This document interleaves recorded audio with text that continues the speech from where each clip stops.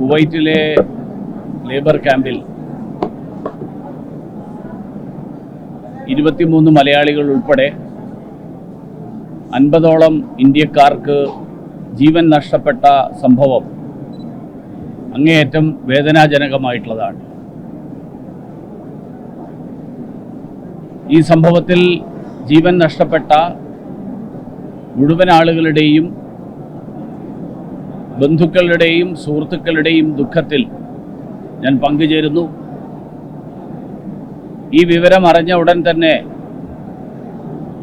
കേന്ദ്ര സർക്കാർ, പ്രധാനമന്ത്രി നേരിട്ട് തന്നെ ഉന്നതതല യോഗം വിളിച്ചുകൂട്ടി കുവൈറ്റിൽ ആവശ്യമായിട്ടുള്ള രക്ഷാപ്രവർത്തനങ്ങൾ ഏകോപിപ്പിക്കാനും അതോടൊപ്പം ഇവരുടെ എല്ലാവരുടെയും മൃതദേഹങ്ങൾ നാട്ടിലെത്തിക്കാനും വേണ്ടിയിട്ടുള്ള നടപടികൾക്ക് രൂപം നൽകുകയുണ്ടായി. അതിന് നേരിട്ട് നേതൃത്വം നൽകാനായി കേന്ദ്ര വിദേശകാര്യ വകുപ്പ് സഹമന്ത്രി ശ്രീ കീർത്തിവർദ്ധൻ സിംഗ് ഇന്നലെ പ്രധാനമന്ത്രിയുടെ നിർദ്ദേശപ്രകാരം കുവൈറ്റിലെത്തി. അദ്ദേഹം അവിടെ എല്ലാ ആശുപത്രികളിലും പരിക്കുപറ്റി കിടക്കുന്ന ആളുകളെ നേരിട്ട് പോയി കാണുകയും അവരുടെ സുഖവിവരങ്ങൾ അന്വേഷിക്കുകയും അവർക്ക് ലഭിക്കുന്ന ചികിത്സയെ സംബന്ധിച്ചിട്ടുള്ള കാര്യങ്ങൾ ഏകോപിപ്പിക്കുകയും ചെയ്തിട്ടുണ്ട്.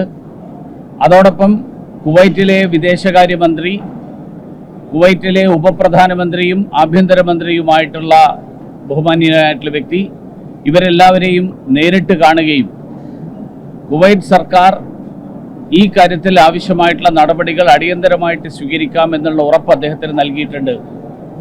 ഈ വിമാനത്തിൽ മൃതദേഹങ്ങളെ ോടൊപ്പം തന്നെ അതിനെ അനുഗമിച്ചുകൊണ്ട് ബഹുമാന്യനായിട്ടുള്ള മന്ത്രിയും ഇവിടെ എത്തിച്ചേരുകയാണ്.